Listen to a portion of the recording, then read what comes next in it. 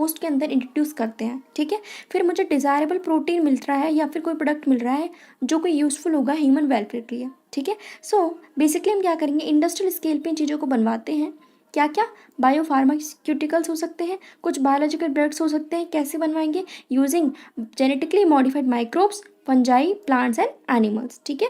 इनकी एप्लीकेशंस क्या क्या हो सकती है, थेरेपेटिक्स में, डायग्नोस्टिक में, जेनेटिकली मॉडिफाइड क्रॉप्स के अंदर, हम एग्रीकल्चर के लिए यूज़ कर सकते हैं, processed food, bioremediation, waste treatment and energy production, ठीक है। तो ये हमारे पास एप्लीकेशंस होगी जहाँ जहाँ पे मैं बायोटेक को यूज़ कर रही हूँ। So number 1 therapeutics, number 2 diagnostic, फिर हम क्रॉप्स यूज़ कर रहे हैं एग्रीकल्चर के अंदर, प्रोसेस्ड फूड यूज़ कर सकते हैं, बायोरेमिडिएशन, वेस्ट ट्रीटमेंट और एनर्जी प्रोडक्शन, ठीक है। और अगर मैं बात करूँ, हमारे पास 3 क्रिटिकल रिसर्च एरिया होते हैं जहाँ पे हम बायोटेक को यूज़ कर रहे हैं। नंबर 1 क्या होगा, हमें पहले बेस्ट कैटलिस्ट ढूंढ के लाना पड़ेगा, ठीक है। किस फॉर्म में हो सकता है, ज़्यादातर माइक्रोब या फिर प्योर एंजाइम होगा। अब उस कैटलिस्ट के लिए आप देखोगे क्या क्या उसको ऑप्टिमम कंडीशन मिल रही है। अगर उसको ऑप्टिमम कंडीशन दे मिलेगी तो हमें अच्छे से प्रोडक्ट बना के देगा, ठीक है। Number 3 down streaming process. Down streaming मतलब कि अब हम क्या करेंगे, उसको प्योरीफाई करवाएंगे जो भी हमारे पास जो प्रोटीन बन के आया है, और फिर हम उसको आगे डाउन स्ट्रीमिंग प्रोसेस के लिए आगे फर्दर ऑन भेजेंगे, ठीक है, ताकि मुझे मेरा प्रोटीन या फिर कुछ ऑर्गेनिक कंपाउंड्स मिल सके। अब देखते हैं biotechnology application in agriculture. Number 1 अगर हम देखें कि किस तरीके से मैं फूड का प्रोडक्शन इंक्रीज कर सकती हूँ, तो नंबर 1 एग्रोकेमिकल बेस्ड एग्रीकल्चर, यानी इंसेक्टिसाइड, पेस्टिसाइड, इन सब का आप यूज़ करो तो आपके पास प्रोडक्शन इंक्रीज होगा फूड का। नंबर 2 ऑर्गेनिक एग्रीकल्चर, बिना किसी फर्टिलाइजर के, इंसेक्टिसाइड के, पेस्टिसाइड के, इनके आप यूज़ करो, वो होगा आपका ऑर्गेनिक एग्रीकल्चर। तीसरा genetically engineered crop based agriculture.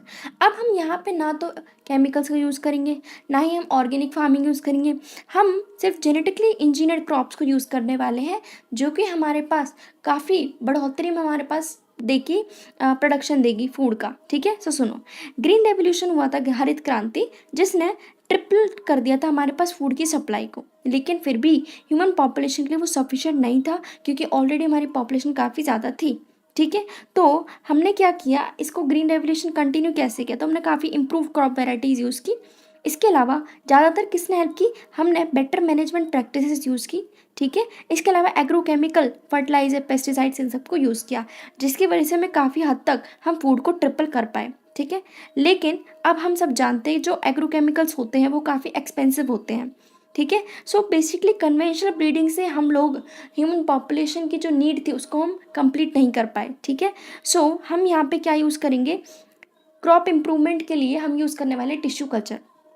अब टिश्यू कल्चर हमें क्या बोलता है, बेसिकली 1952 में 50 में हमारे पास, हम देखो ये पूरा का पूरा प्लांट है, अगर आप इसके कोई भी एक पार्ट काट लोगे और फिर इसको एक तरीके से इसको ग्रो करोगे कल्चर मीडियम में, तो चाहे सेल हो, टिश्यू हो, किसी से भी आपके पास वापस से एक पूरा का पूरा प्लांट बन के आ जाएगा, इसे बोलते हैं टिश्यू कल्चर, ठीक है। सो सुनो, 1950 में हमारे पास पूरा प्लांट से एक प्लांट रीजनरेट हो जाएगा वापस से, किसी भी पार्ट से, किसी भी प्लांट के कोई भी टिश्यू वगैरह कुछ भी हो गया, तो वो हमारे पास क्या होगा, एक्सप्लांट, यानी कि आपने प्लांट लिया, इसका एक पार्ट निकाला, उस पार्ट से पूरा प्लांट बना, इसको बोलेंगे एक्सप्लांट, ठीक है। जो भी आप जो पार्ट ले रहे हो, अब सोच रहे हो इस छोटे से पार्ट से इतना बड़ा प्लांट बन गया, यानी कुछ ना कुछ तो इसके अंदर पोटेंशियल ज़्यादा होगा ना, तो capacity to generate a whole plant from cell is known as totipotency, ठीक है। अब ये जो मैं ग्रोथ करवाऊंगी, बेसिकली जो मैं कल्चर करवाऊंगी, वो कैसे करवाएंगे, तो पहले तो आप उसको न्यूट्रिएंट प्रोवाइड करोगे। क्या होना चाहिए, वो मेनली कार्बन सोर्स होना चाहिए, example sucrose, inorganic salt, vitamin, amino acids, कुछ ग्रोथ रेगुलेटर्स भी होने चाहिए लाइक ऑक्सिन, साइटोकाइनिन, ठीक है। अब इसके थ्रू हमने काफ़ी हद तक लार्ज नंबर में हमने प्लांट्स को ग्रो करवा सकते हैं शॉर्ट ड्यूरेशन में, ठीक है। सो माइक्रो प्रोपोर्शन क्या होता है, मेथड्स होते हैं जिसमें हम थाउजेंड्स ऑफ प्लांट बनवा सकते हैं थ्रू द टिश्यू कल्चर, इसको बोलेंगे माइक्रो प्रोपोगेशन, ठीक है। सो ये सारे के सारे प्लांट अपने ओरिजिनल प्लांट से बिल्कुल सिमिलर होंगे। तो ये क्या है, सोमा क्लोन्स, सोमा मतलब बॉडी के जस्ट फोटो कॉपी बन के आ गए, सोमा क्लोन्स हैं ये, ओके। अब जैसे कि हमने कई सारे प्लांट्स बनवाए भी हैं लाइक टमाटो, बनाना, एप्पल, है ना, कमर्शियल यूज़ में हम इन सबको यूज़ भी कर रहे हैं। इसके अलावा हमारे पास होता है मेरिस्टेम। अब ये मेरिस्टेम क्या होता है, देखो शूट पे ऊपर क्या बैठी रहती है, मेरिस्टेम, ठीक है, नीचे रूट पे क्या है, मेरिस्टेम, एक शूट एपिकल मेरिस्टेम, एक क्या होता है, रूट एपिकल मेरिस्टेम। अब मेरिस्टेम वो पोर्शन होता है जहाँ से ग्रोथ हो सकती है किसी भी सेल की, कभी भी हो सकती है, ठीक है। तो कभी कभी क्या होता है हमारे पास मेरिस्टेम के यहाँ पे क्या हो गया, बीमारी हो गई है, उसको कोई ना कोई वहाँ पे इन्फेक्शन हो गया है, तो हम क्या कर सकते हैं, हम रिकवर कर सकते हैं हेल्थी प्लांट को जिसको बीमारी हो गई है। कैसे? अगर हम उसके मेरिस्टेम को रिमूव करवा दें तो हमारे पास अच्छे से ग्रोथ हो जाएगी उस प्लांट की, ठीक है। जैसे कि हमने करवाया भी बनाना शुगर के पोटैटो के अंदर, ठीक है। तो साइंटिस्ट क्या करते हैं हमारे पास, अब हाइब्रिड्स बनाना चाहेंगे। कैसे? साइंटिस्ट ने एक सेल ले ली, ठीक है, उस सेल के अंदर जितना भी जो प्रोटोप्लास्ट था वो निकाल लिया। कैसे निकाला? पहले उसकी सेल जो बाहर थी ना, सेल वॉल, उसको डाइजेस्ट करवा दिया, ठीक है, बाय वेरियस एंजाइम्स। फिर हमारे पास क्या निकल के आया, नेक्ड प्रोटोप्लास्ट, ठीक है। ऐसे ही मैंने इस वाले से किया, ऐसे ही मैंने दूसरे वाले प्लांट से किया, दोनों का प्रोटोप्लास्ट आ गया। अब मैंने दोनों को हाइब्रिडाइज करवा दिया, फ्यूज करवा दिया, जिससे क्या बना, मेरे पास डिफरेंट डिफरेंट तरीके की चीज़ें बनी। लाइक एक टमाटो है, एक पोटैटो है, और बनवाया भी गया, इसको बोलते हैं पोमेटो। दोनों के प्रोटोप्लास्ट को फ्यूज कर दिया, ठीक है, तो इसको बोलते हैं सोमेटिक हाइब्रिड, ठीक है। अब हमारे पास सोमेटिक हाइब्रिडाइजेशन क्या होगा, जब आपने इधर की भी एक पोटैटो, इधर का टोमेटो, इन दोनों को फ्यूज कराया, पोटैटो टोमेटो को, तो क्या बना, एक हाइब्रिडाइजेशन हुई, तो प्रोडक्ट क्या बन के आया, टोमेटो। लेकिन अब इसको हम ज़्यादा यूज़ नहीं कर पा रहे, क्यों? क्योंकि इसके पास सारे डिजायर्ड कॉम्बिनेशन नहीं है जो जो हम चाहते थे, ठीक है। कमर्शियल हम इसको यूज़ नहीं कर सकते। अब हमारे पास आता है, क्या हमारे पास कोई ऑल्टरनेटिव पाथ है जिससे कि हम फार्मर्स के लिए अच्छी मैक्सिमम यील्ड उनको दे सके उनके खेतों में, बिना किसी फर्टिलाइजर या केमिकल्स को यूज़ किए, क्योंकि उनके हार्मफुल इफेक्ट्स भी होते हैं। तो बिल्कुल है, हम जेनेटिकली मॉडिफाइड क्रॉप्स को यूज़ करेंगे। अब ये क्या हो सकते हैं, सुनो। पहले तो हमें जेनेटिकली मॉडिफाइड ऑर्गेनिज्म ढूंढ के लाने पड़ेंगे जो कि हमारे क्रॉप्स के लिए हेल्पफुल होंगे। Number 1, plants, bacteria, fungi, animals, इनके जीन्स का अगर मैं कुछ ना कुछ चेंजेस कर दूँ इनके जीन्स के अंदर, और मैं कुछ दूसरा ही इंट्रोड्यूस कर दूँ, मैनिपुलेट कर दूँ, चेंजेस कर दूँ, इनको बोलेंगे जेनेटिकली मॉडिफाइड ऑर्गेनिज्म। तो अब आप क्या चाहोगे, आपकी जो क्रॉप है वो कैसे हो? नंबर 1, वो टॉलरेंट हो टू एबायोटिक स्ट्रेस।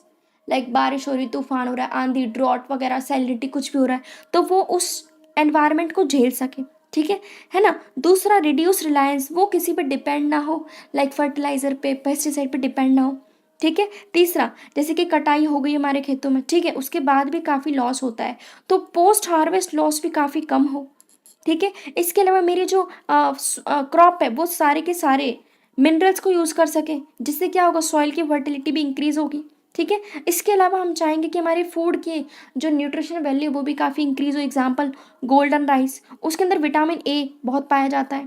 तो ये हमारे पास कुछ कैरेक्टरिस्टिक्स होती हैं जो कि जेनेटिकली मॉडिफाइड क्रॉप्स के अंदर होनी चाहिए। सो नंबर 1, टॉलरेंट होनी चाहिए। नंबर 2, डिपेंड नहीं होनी चाहिए केमिकल्स पे। नंबर 3, पोस्ट हार्वेस्ट लॉस भी काफ़ी कम हो, ठीक है। इसके अलावा वो मिनरल्स यूसेज पे उसकी एफिशिएंसी काफ़ी इंक्रीज हो। नेक्स्ट, उसकी न्यूट्रिशन वैल्यू भी काफ़ी अच्छी रहे, ठीक है।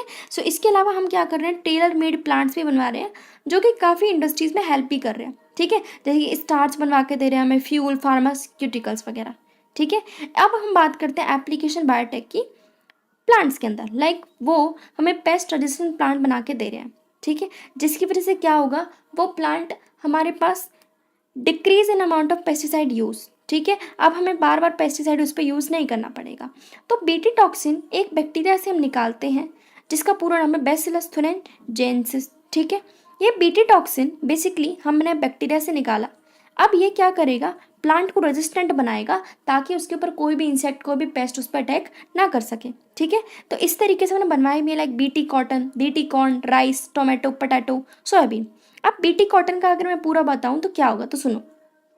हमारे पास जो बीटी है वो हमें पैकेट्स की फॉर्म में मिलता है, ठीक है, शशी की फॉर्म में मिलता है, और वो भी पाउडर फॉर्म में मिलता है। अब मानो यहाँ पे एक प्लांट है जिसके ऊपर ना इंसेक्ट्स काफ़ी अटैक करते हैं, तो मैं इसके इसके बीटी के अंदर मैं क्या करवाना चाहूँगी, पानी का ऐड करवाओ, ठीक है, फिर उसको स्प्रे कर दो। अब जहाँ जहाँ पे वो आपने स्प्रे किया है, अब जैसे ही कोई इस पर आएगा उसको ईट करने, तो वो सारा का सारा जो बीटी टॉक्सिन है, टॉक्सिन का मतलब जहर ही तो है, वो सारा का सारा उस इंसेक्ट के अंदर चले जाएगा, जिसकी वजह से उसकी डेथ हो जाएगी। तो इससे क्या हुआ, हमारा प्लांट रेजिस्टेंट भी बना, और मैंने सिर्फ उसी को अटैक करना चाहा जो कि उसको नुकसान पहुंचाता था। तो बेसिकली क्या, इंसेक्ट स्पेसिफिक भी है। तो सुनो, हमारे पास कुछ बैसिलस thuringiensis के स्ट्रेन्स होते हैं जो कि कुछ प्रोटीन रिलीज करेंगे, ठीक है। ये क्या करते हैं, इंसेक्ट को किल करते हैं। कौन सी कैटेगरी हो सकती है, लेपिडोप्टेरन, टोबैको, बडवर्म, आर्मी वर्म, ठीक है, लिपट जाते हैं, टबैको, आर्मी वॉर्म जैसी आपके पास आएंगी। कोलियोप्टेरन, बीटल्स हो सकते हैं। डिप्टेरेंस, दो दो पंख किसके होते हैं? फ्लाइज, मॉस्किटो के। ठीक है, तो बीटी हमारे पास प्रोटीन क्रिस्टल्स की फॉर्म में होता है। ठीक है, अपने ग्रोथ के टाइम पे। अब ये एक टॉक्सिन रिलीज करता है, इसको बोलते हैं इंसेक्टिसाइडल प्रोटीन। क्यों? क्योंकि इंसेक्ट्स को मारने के लिए प्रोटीन बनाया है। अब क्वेश्चन ये बनता है, ये बेसिलस को खुद क्यों नहीं मार रहा, वो बैक्टीरिया खुद क्यों नहीं मर रहा, जिसके अंदर ऑलरेडी जहर बन रहा है, तो वो खुद क्यों नहीं खत्म हो रहा? क्योंकि बीटा टॉक्सिन उसकी बॉडी में इनएक्टिव स्टेज पे होता है, जिसे हम बोलते हैं प्रोटॉक्सिन। लेकिन जैसे ही इसको कोई इंसेक्ट ईट करेगा तो उसकी बॉडी में जाके ये एक्टिव हो जाएगा। क्यों? क्योंकि वहाँ पे अल्कलाइन पीएच है उसके गट में, जिसकी वजह से वो सारे क्रिस्टल सॉल्युबल हो जाएंगे और वो बाइंड करेंगे उसकी मिड गट की एपिथेलियल सेल पे, जिसकी वजह से पोर्स बनेंगे और पूरा स्वेलिंग, बिलाइसिस वगैरह हो जाएगी सेल की, जिसकी वजह से डेथ हो जाएगी हमारे पास इंसेक्ट की। ठीक है, तो इसके अलावा हमारे पास काफ़ी बीटी टॉक्सिन जीन के हमने निकलवाए भी हैं बेसिलोथेरेनजेनेसिस से, काफ़ी क्रॉप्स के लिए, लाइक कॉटन के लिए। ठीक है, सो बीटी टॉक्सिन क्या है? इंसेक्ट ग्रुप स्पेसिफिक है, वो सिर्फ उसी पर अटैक करेंगे जिसको हम चाहते हैं। ठीक है, तो जो toxin is coded by gene क्राई1AC नेम्ड क्राई। अब जो टॉक्सिन जो मैं क्राई1AC जीन से बनवाऊंगी उसे बोलेंगे क्राई। ठीक है, सो जैसे कि हम क्या करवाते हैं, क्राई1AC और क्राई2AB से हम बनवाते हैं कॉटन बॉलवॉर्म के लिए बीटी। ठीक है, टॉक्सिन क्राई1AB से बनता है कॉर्न बोरर। तो ये देखो, ये हमारा पहला केस जब है जब हम उस पर यूज़ नहीं कर रहे बीटी। ठीक है, ये दूसरा केस जब है जब हमने बीटी यूज़ कर लिया, अब उस पर कोई भी इंसेक्ट यहाँ पे नहीं हो रहा। नेक्स्ट है पेस्ट रेजिस्टेंट प्लांट। ठीक है, सो नंबर 1 बीटी हो गया। अब दूसरा हमारे पास ये है, तो हमारे पास कुछ नीमाटोड पैरासाइट्स होते हैं जो कि काफ़ी टोबैको प्लांट्स के अंदर दिक्कत कॉज करते हैं। तो सुनो, नीमाटोड का नाम है मेलोडोगाइनी इनकॉग्निशिया, जो कि तंबाकू प्लांट की रूट्स को डैमेज करते हैं, जिसकी वजह से उसकी काफ़ी रिडक्शन होती है ईल्ड में। ठीक है, अब हम इसको ख़त्म करना चाहते हैं, तो वो कैसे होगा? तो हम यहाँ पे यूज़ करेंगे आरएनए इंटरफेरेंस। अब मैंने आरएनए इंटरफेरेंस ही क्यों बोला? क्योंकि डीएनए से क्या बनता है? आरएनए। आरएनए से क्या बनता है? प्रोटीन। और प्रोटीन की वजह से ही आपके पास कुछ ना कुछ चीज़ें बनेंगी, जिसकी वजह से जो था आपके पास मेलोडोगाइनी इनकॉग्निशिया आपकी टोबैको प्लांट के अंदर दिक्कत कॉज कर रहा था। तो अगर मैं आरएनए के बीच में ही कुछ ना कुछ रुकावट ला दूं ताकि वो प्रोटीन ही ना बना पाए जो कि दिक्कत करता था, तो इसीलिए हम यहाँ पे यूज़ करते हैं आरएनए इंटरफेरेंस। ठीक है, तो ये कैसे करेंगे? तो आरएनए इंटरफेरेंस सभी यूकैरियोटिक ऑर्गेनिज्म के अंदर होता है, इसको हम सेलो डिफेंस की तरह यूज़ करते हैं। इसमें हम क्या करेंगे, जो एमआरएनए बना है उसको हम चुप करवाएंगे, क्योंकि एमआरएनए क्या होता है? Single standard. तो क्यों ना मैं इसको डबल स्टैंडर्ड बनवा दूँ, क्योंकि आरएनए तो तुम्हारा तभी ही काम करेगा जब वो सिंगल स्टैंडर्ड होगा।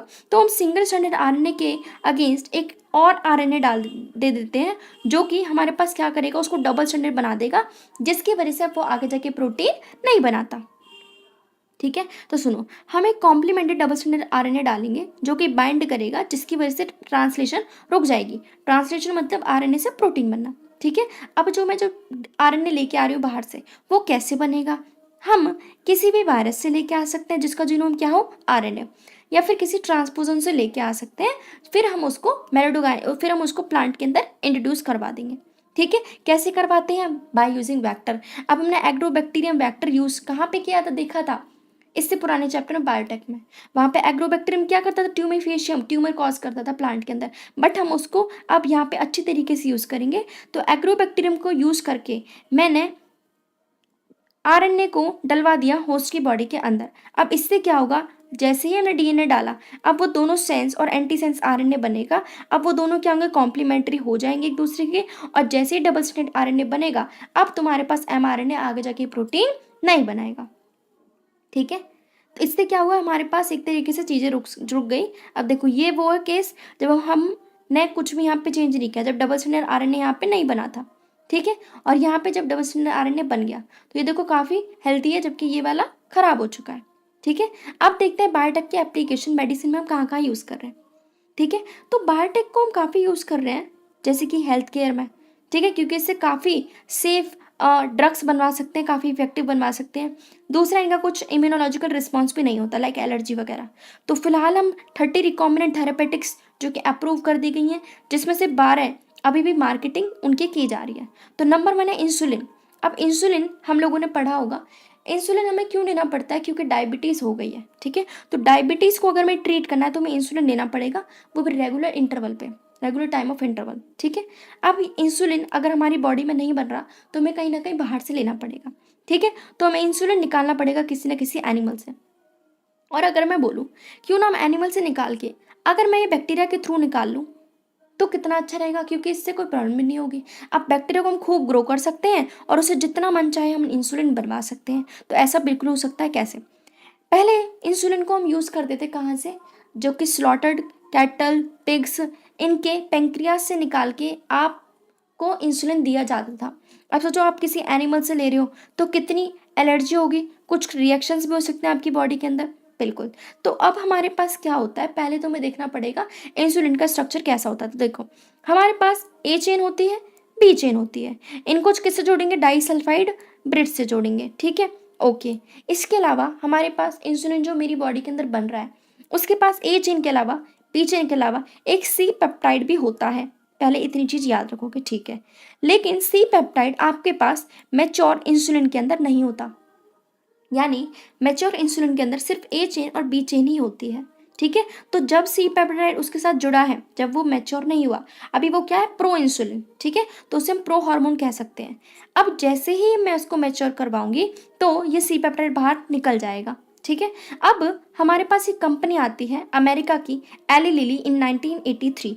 वो हमें इंसुलिन बना के देती है, जस्ट मैच्योर इंसुलिन, यानी उसमें सिर्फ ए चेन होगी और बी चेन होगी और बीच में हमने उसको किससे लिंक करवा दिया? डाइसल्फाइड बॉन्ड्स के थ्रू। फिर हम इसको डलवा देंगे अपने वेक्टर के थ्रू। अब हम क्या करेंगे? होस्ट के अंदर डलवा दो, अपने पास खूब सारा इंसुलिन बन के आ जाएगा। क्लियर? फिर है जीन थेरेपी। जीन थेरेपी का मतलब है, मानो किसी ऑर्गेनिज्म के अंदर जीन खराब हो गया है तो मैं उसको चेंज करवाना चाहूँगी ताकि वो जीन आगे दिक्कत कॉज ना करे। तो पहली बात सुनो, अगर किसी पर्सन को कोई हेरिडिटी बीमारी है, विरासत से मिली है उसको, तो जीन थेरेपी के थ्रू हम उसको ठीक कर सकते हैं, ठीक है। एम्ब्रियोनिक स्टेज पे भी या फिर आगे भी हम उसको ठीक कर सकते हैं। तो यहाँ पे हम कैसे करते हैं? जो भी जीन्स हैं जिसकी कमी पड़ गई है उसको हम इंसर्ट करेंगे पर्सन की सेल के अंदर या फिर टिश्यू के अंदर, ठीक है। यानी कि मैंने नॉर्मल जीन की डिलीवरी करवाई उस इंडिविजुअल के अंदर या फिर एम्ब्रियो के अंदर, ताकि मैं कंपनसेट कर सकूं नॉन फंक्शनल जीन के फंक्शन को, ठीक है। तो पहली क्लिनिकल जीन थेरेपी दी गई थी 4 साल की बच्ची को 1990 के अंदर, क्योंकि उसके अंदर एक डेफिशिएंसी थी, एडीए डेफिशिएंसी, एडिनोसिन डी एमिनेस। ये जीन नहीं था, मतलब ये जीन काफ़ी क्रूशियल होता है ताकि ये इम्यून सिस्टम में हेल्प कर सके।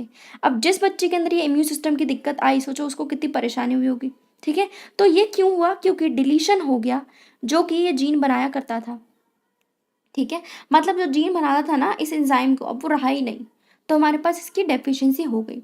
तो हम क्या कर सकते हैं? पहली, बोन मैरो ट्रांसप्लांटेशन करवा दो तो बहुत बढ़िया रहेगा, क्योंकि अगर हमने मैरो सेल से निकाल लिए जो जीन है तो एम्ब्रियोनिक स्टेज पर डलवा दो, परमानेंट क्योर होगा।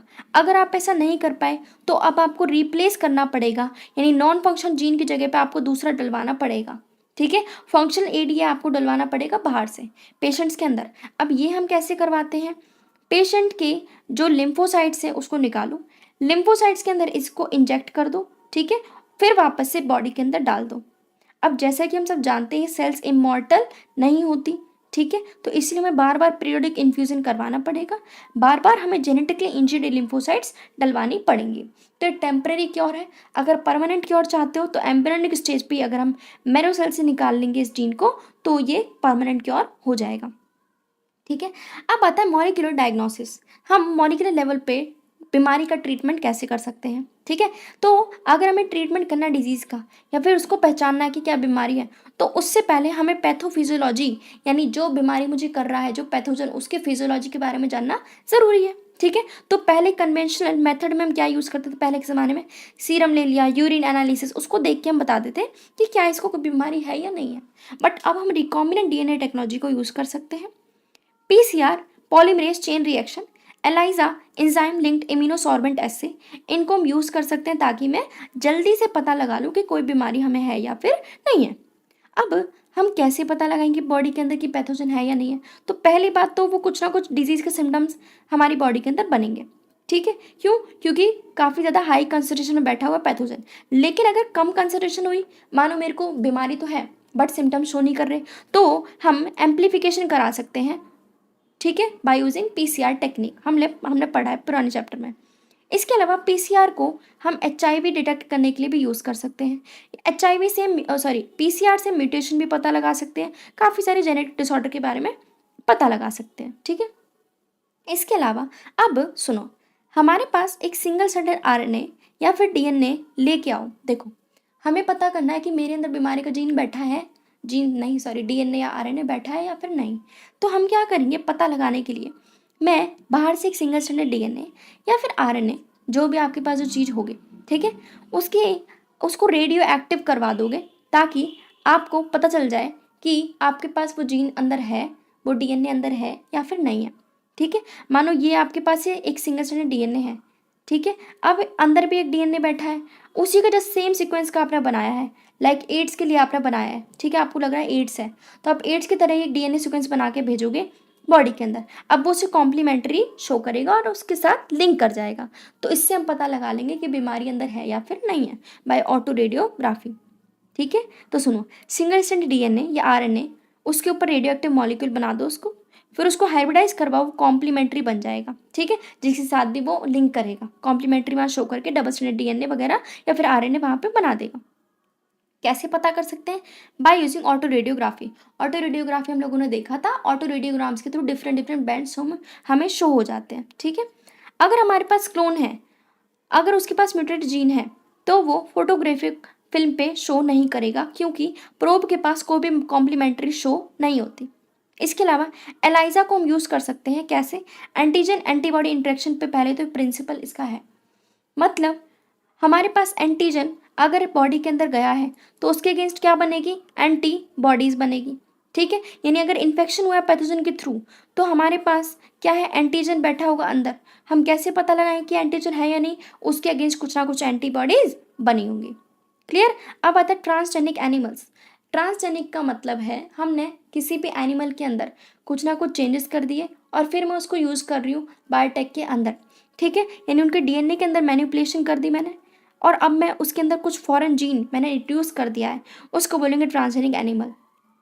Like rates, rabbit, pig, sheep, cow, fish, ये सब हम यूज़ कर रहे हैं, लेकिन 95% हम माइस को यूज़ कर रहे हैं, ठीक है। सो क्यों करते हैं? Number 1, normal physiology development. मतलब सुनो, मानो आपने चूहे के अंदर डलवाया एक जीन, अब आप देखना चाहते हो जीन उसके अंदर कैसे काम करेगा, यानी मैं सिर्फ उसकी फिजियोलॉजी किस तरीके से डेवलपमेंट होगी उसकी, मैं इस बारे में मैं इसलिए उसको इंट्रोड्यूस करवाऊंगी उसके अंदर, ठीक है। सो हम देखेंगे किस तरीके से उसका रेगुलेशन हो रहा है, किस तरीके से नॉर्मल फंक्शन के साथ वो अफेक्ट कर रहा है, लाइक इंसुलिन का है, ठीक है। तो इसमें हम चेक करेंगे क्या क्या इफेक्ट्स उसके शो करेंगे। तो यहाँ पे हम क्या करेंगे, डिजीज़ उसकी जो फिजियोलॉजी है, डेवलपमेंट है, उसके बारे में चेक करेंगे कि अगर मैंने जीन उस इंसान के अंदर डाला, तो पहले हम चेक करना चाहेंगे किसी जानवर के ऊपर कि उस पर रिजल्ट क्या शो होने वाले हैं, ठीक है। Next, study of disease. इसमें हम क्या करते हैं, हम देखेंगे बीमारी। मानो ये आपके पास एक ट्रांसजेनिक एनिमल ले लिया, इसके ऊपर आपने एक बीमारी कॉज कर दी जो कि फिलहाल काफ़ी ज़्यादा है, कोई भी मान लो, ठीक है।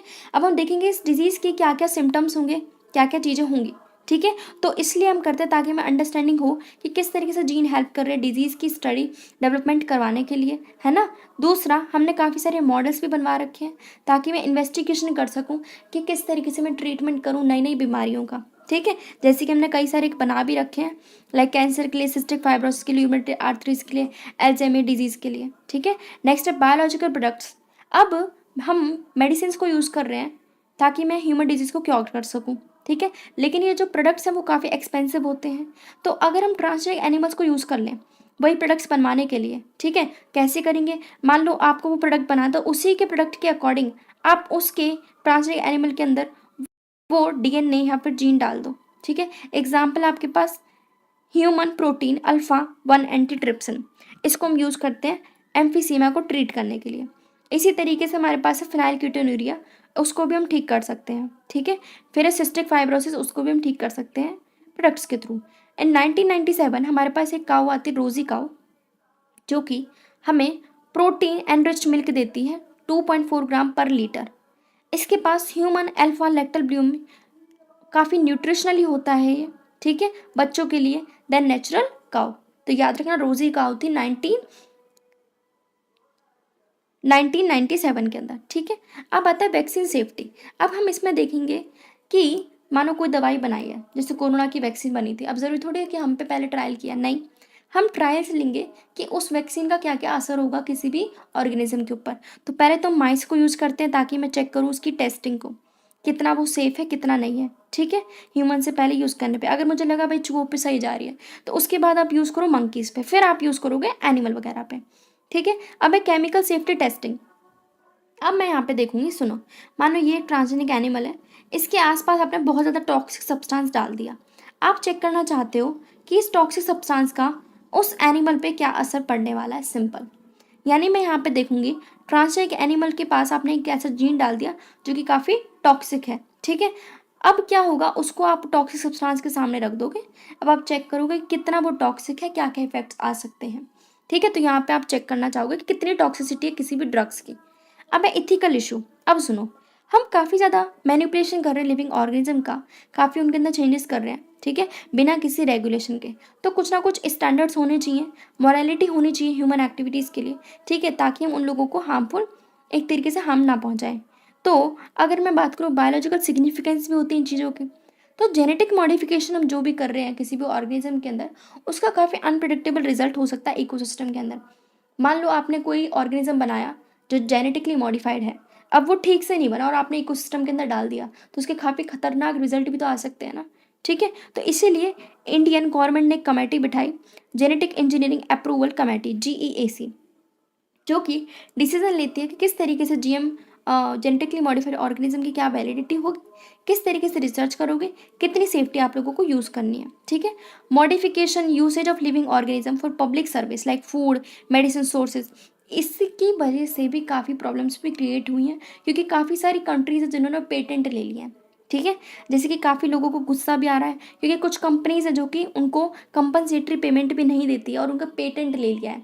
लाइक उनकी, जैसे हमारी कंट्री का है बासमती राइस, नीम, टर्मरिक, वो है इंडिया के, लेकिन लिए लिए किसने उस पर पेटेंट, अमेरिका कंपनी लेके बैठी हुई है। तो काफ़ी लोगों को गुस्सा भी है, ठीक है। तो हमें यहाँ पे देखना है। अब सुनो, जैसे कि राइस है, ठीक है। अब राइस हम लोग काफ़ी थाउजेंड्स ऑफ ईयर से यूज़ कर रहे हैं, ठीक है।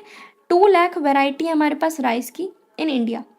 डाइवर्सिटी जो राइस की मैं बताऊँ तो काफ़ी रिचेस्ट है वर्ल्ड के अंदर। बासमती राइस की अगर मैं बात करूँ, उसका अलग यूनिक अरोमा होगा, फ्लेवर होगा। 27 डॉक्यूमेंट वेराइटीज़ हैं बासमती राइस की, ठीक है।